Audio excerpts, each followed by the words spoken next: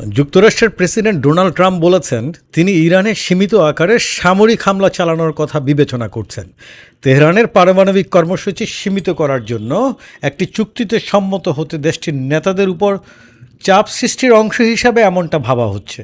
মার্কিন কর্মকর্তারা ইরানের সম্ভাব্য হামলার ইঙ্গিত দেওয়ার কয়েক ঘন্টা পর গতকাল শুক্রবার একজন সাংবাদিকের প্রশ্নের জবাবে প্রেসিডেন্ট ট্রাম্প এইসব কথা বলেন।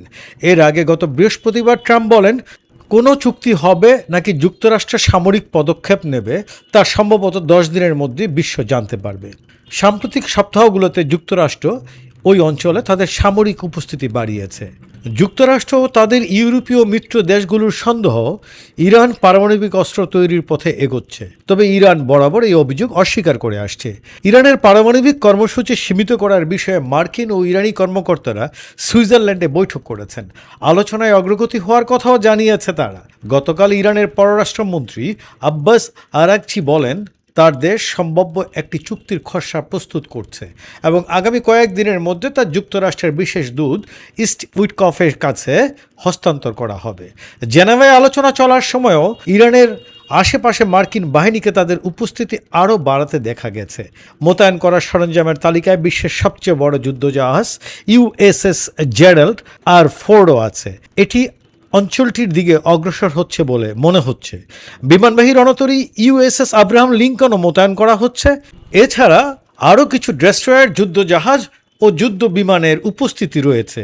ইতিমধ্যে উপগ্রহ চিত্রে দেখা গেছে ইরান তাদের সামরিক স্থাপনাগুলোর সক্ষমতা বাড়িয়েছে। আর দেশটির সর্বোচ্চ নেতা আয়াতুল্লাহ আলী খামেনি সামাজিক যোগাযোগ মাধ্যমে বার্তা পোস্ট করে মার্কিন বাহিনীকে হুমকি দিয়েছেন। সম্প্রতি সামাজিক যোগাযোগ মাধ্যম এক্সে দেওয়া এক পোস্টে খামেনি লিখেছেন, তারা বারবার বলছে যে ইরানের দিকে রণতরী পাঠানো হয়েছে। বেশ তো, রণতরী অবশ্যই একটি বিপজ্জনক যন্ত্র, কিন্তু রণতরীর চেয়েও বিপজ্জনক হলো সেই অস্ত্র যা এটিকে সমুদ্রের তলদেশে ডুবিয়ে দিতে পারে, যা ইরানের কাছে আছে। এর আগে মঙ্গলবার তেহরানে এক অনুষ্ঠানে আয়াতুল্লাহ আলী খামেনি বলেন, বিশ্বের সবচেয়ে শক্তিশালী সেনাবাহিনী এমন এক চপটাঘাত খেতে পারে যা থেকে তারা আর সেরে উঠতে পারবে না। যুক্তরাষ্ট্রের সেনাবাহিনীকে মার্কিন প্রেসিডেন্ট ট্রাম্পের বিশ্বের সবচেয়ে শক্তিশালী সেনাবাহিনী দাবি করার পরিপ্রেক্ষিতে খামেনি এই মন্তব্য করেন। ট্রাম্প সপ্তাহে কয়েকবার সাংবাদিকদের প্রশ্নের উত্তর দেন।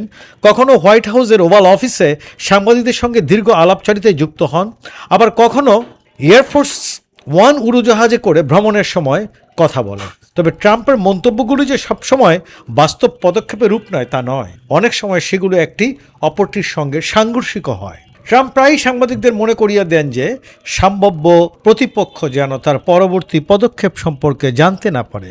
তা নিশ্চিত করতে তিনি তার ভাবনাগুলো নিজের ও কয়েকজন ঘনিষ্ঠ ব্যক্তির মধ্যে সীমিত রাখতে পছন্দ করেন। গত বৃহস্পতিবার সম্ভাব্য সামরিক পদক্ষেপ সম্পর্কে প্রশ্ন করা হলে ট্রাম্প এক প্রতিবেদককে বলেন, আমি এই বিষয়ে আপনাদের সঙ্গে কথা বলবো না, আমরা কোনো না কোনোভাবে একটি চুক্তি করব অথবা চুক্তি আদায় করে নিব।